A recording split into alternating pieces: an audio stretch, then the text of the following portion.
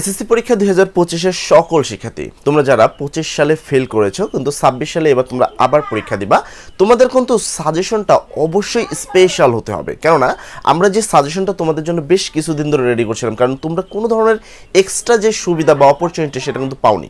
কারণ এসএসসি 26 যারা রয়েছে বা বর্তমান যারা এক্সাম দেবে তারা চাইলে শুধুমাত্র পরিসংখ্যান দিয়েও পাস করতে পারবে, কিন্তু তোমাদের ক্ষেত্রে তার ভিন্ন চিত্রই কিন্তু আমরা দেখতে পাচ্ছি। এই মুহূর্তে তোমাদের যে কাজটা করতে হবে সেটা খুব সতর্কভাবে আমরা যেগুলো বলি সেগুলো যদি পড়ো, অন্তত এই বছর একটা ভালো রেজাল্ট তোমরা করতে পারবে ইনশাল্লাহ। কেননা তোমাদের যেই প্রশ্ন প্যাটার্ন সেটা কিন্তু আগেরটার মতোই থাকবে, অর্থাৎ প্রত্যেকটা প্রথম 3টা ডিপার্টমেন্ট থেকে দুইটা করে দিতে পারবা এবং লাস্ট ডিপার্টমেন্ট অর্থাৎ পরিসংখ্যান থেকে একটা দিতে পারবা। এবছরে যেমন এরা পরিসংখ্যান থেকে 2টা দিতে পারছে, তোমরা কিন্তু তা পারবে না। এখন তার মানে পরিসংখ্যানে তুমি সর্বোচ্চ 10 মার্ক পাচ্ছ, বাকি তোমার পাশের জন্য এখনও 23 মার্কের দরকার।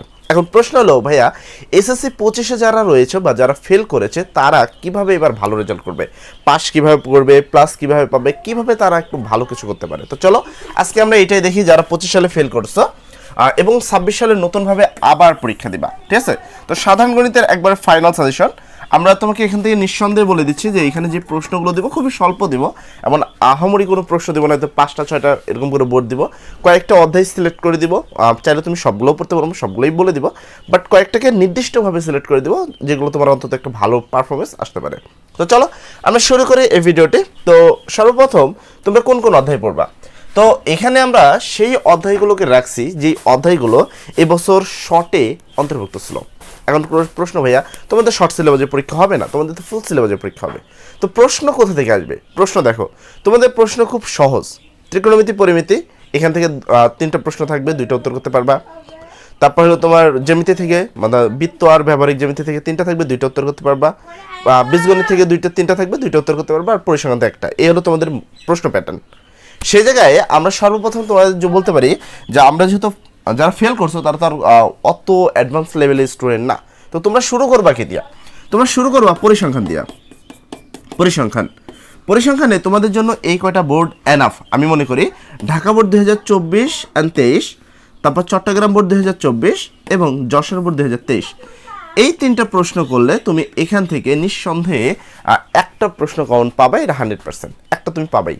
আর পরিসংখ্যান দিয়ে তুমি 2টা লিখতেও পারবে না, তার মানে তোমার একটাই দরকার, ঠিক আছে। ওকে, তাহলে আমার পরিসংখ্যান থেকে একটা প্রশ্ন শিওর হলো। এখন ভাইয়া বাকি প্রশ্নগুলোর উত্তর কোথা থেকে করবো? এবছর প্রশ্ন কোথা থেকে প্রশ্ন আসছে? যদি এবছরের প্রশ্নের কথা বলি সেক্ষেত্রে আমরা সবচেয়ে বেশি কয়েকটা অধ্যায়কে রাখতে পারি। 2 নম্বর অধ্যায় যেটা খুবই সহজ, সেট ও ফাংশন, এখান থেকে প্রশ্ন থাকবে, ঠিক আছে। 3 নম্বর প্রশ্ন, এখান থেকেও তোমাদের প্রশ্ন সেট থাকবে, ঠিক আছে। পাশাপাশি তোমাদের 11 নম্বর অধ্যায় থেকে একটা প্রশ্ন থাকবে। এই হলো 3টা প্রশ্ন সেট, অধ্যায় 2, অধ্যায় 3 এবং অধ্যায় তোমার 11। এই 3টা অধ্যায় থেকে 3টা প্রশ্ন থাকবে অথবা মিনিমাম 2টা প্রশ্ন থাকবে।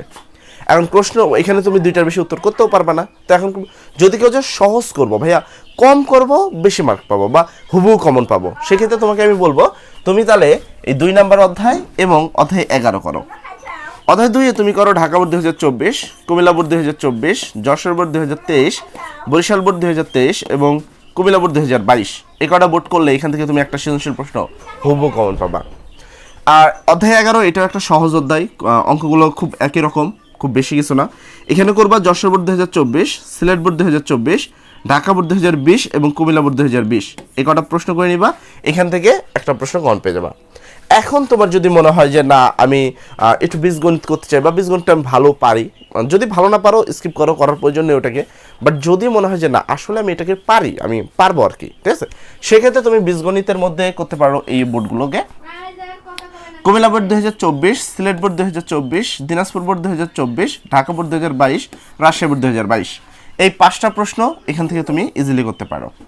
এবার গেল, এটা আমাদের বীজগণিত পার্ট ছিল, বীজগণিতের অংশ শেষ। আমরা বীজগণিতের জন্য এই 3টা অধ্যায়কে সিলেক্ট করবো, বাকি অধ্যায় 5, অধ্যায় 4, অধ্যায় তোমার কত 12 এগুলোকে আমরা রাখবো না, ঠিক আছে। আমাদের সিলেবাসে আপাতত আমরা রাখবো না, যদি আমাদের সিলেবাসে অন্তর্ভুক্ত, বাট আমরা রাখবো না। আমরা এখান থেকে 2টা উত্তর করবো, তো আমাদের এই 3টা অধ্যায় থেকে 2টা প্রশ্ন শিওর আসবে, তো এটা নিয়ে আমাদের কোনো কনফিউশন থাকবে না।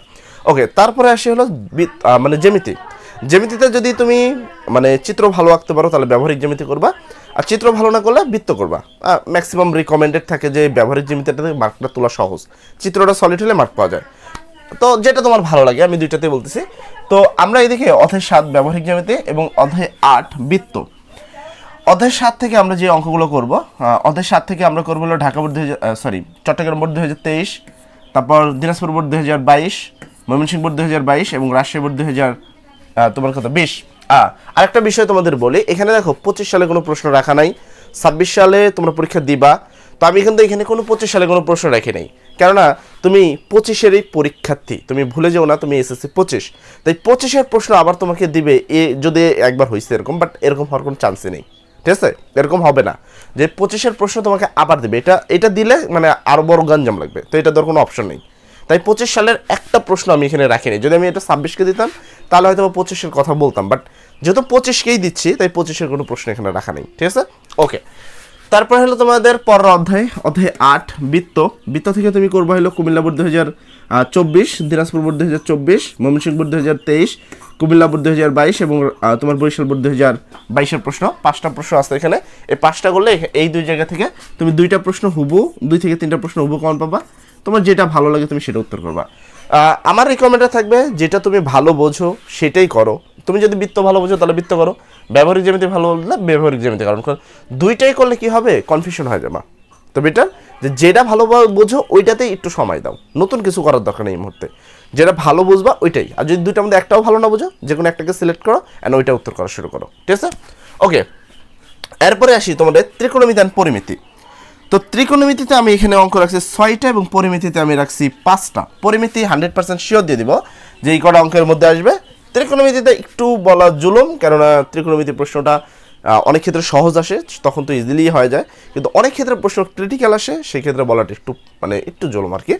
তো সেক্ষেত্রে আমরা তোমাকে যদি বলি ত্রিকোণমিতি অধ্যায় 9, অধ্যায় 10ও তোমাদের সিলেবাস আছে, অধ্যায় 10 কিন্তু তোমাদের সিলেবাস আছে, এটা কিন্তু ভুললে চলবে না, ঠিক আছে? অধ্যায় 10 এসএসসি 25-এর সিলেবাসে ছিল, বাট এইবার তোমাদের ওখান থেকে প্রশ্ন আসার চান্স নাই, যেহেতু 26-এর সাথে কম্বিনেশন পরীক্ষা দিবা, তো ওইখান থেকে প্রশ্ন আশা করা যায় যে করবে না।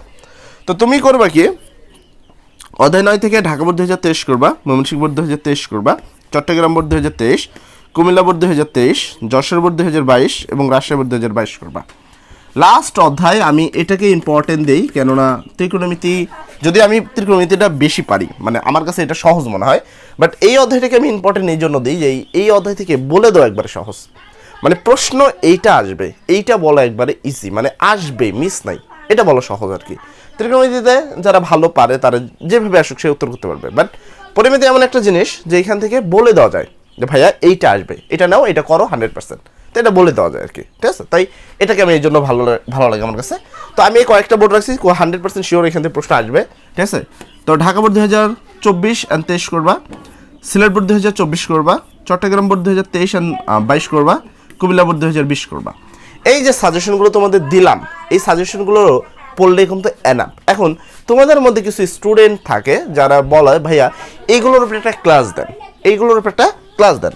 তো দেখো তোমাদের জন্য কিন্তু ইতিমধ্যেই আমি ক্লাস দিয়ে রাখছি, মানে ক্লাসটা দিয়ে রাখছি যেন তোমাদের এই ধরনের কোনো সমস্যার সম্মুখীন না হইতে হয়। তো যে কোনো স্টুডেন্ট যদি তুমি আমাদের ইউটিউব চ্যানেলে যাও, ঠিক আছে? সাপোজ আমি যদি ইউটিউবে যাই এবং এখানে যে বিএসসি রাসেল লিখে,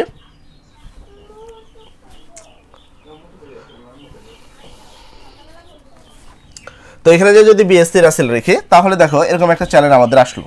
আসার পরে তুমি চাইলে একটু নিচে যাও, ক্লাসটাকে দেখতে পারো যে এসএসসি 2026 একটি ক্লাসের মাধ্যমে গণিতের সব কিছু কমপ্লিট করা আছে এখানে। তো তুমি চাইলে এটাকে দেখতে পারো। এটা তো মানে এটা এরকম না যে শুধু 26ই করতে পারবে, এখানে সব কিছু বুঝিয়ে দেওয়া আছে। 25ও তোমরা করতে পারবে, কোনো সমস্যা নেই, ঠিক আছে? ইজিলি এখান থেকে কমন পাবে, এটা নিঃসন্দেহে থাকতে পারো। এবং ওই অঙ্কগুলোকে এখানেও করা আছে। আমি যদি বলি যে এখানে দেখো এই ক্লাসটা করবা, আমার মনে হয় না তোমাদের জন্য মাত্র একটি ক্লাসে তুমি গণিতের সব কিছু করতে পারবে, ইজিলি করতে পারবা। আমি এই ক্লাসটার লিঙ্ক এই ভিডিও ডেসক্রিপশন দিয়ে রাখবো, তুমি ইজিলি করতে পারবা, ঠিক আছে? এছাড়া এমসিকিউ তো সমস্যা থাকলে তুমি এই ক্লাসটা করতে পারো। এসএসসি গণিত টপ 250 এমসিকিউ কমপ্লিট করা হয়েছে এখানে, তুমি চাইলে এইটা করতে পারো, এখান থেকে তুমি এমসিকিউ কমন পাবো। আর যদি পাস নিয়ে কোনো সমস্যা থাকে সেক্ষেত্রে গণিতে পাস করার যে উপায়টা আছে সেটা নিয়ে করতে পারবা। এর পরবর্তীতে আমি তোমাদের আরেকটা ভিডিও দিব, সেটা বাই চান্স যদি প্রশ্ন কমন না আসে সেই মুহূর্তে আমরা কি করব সেই বিষয়ে তোমাকে একটা ভিডিও দেবো। এই জন্য কি করতে হবে, তেমন কিছুই না, এই চ্যানেলে সাবস্ক্রাইব করে যখন ভিডিওটা ছাড়া হবে ইনস্ট্যান্ট তোমরা চলে আসবা, ঠিক আছে? সবাই ভালো থাকবা, সবার জন্য দোয়া করি। আসসালামু আলাইকুম।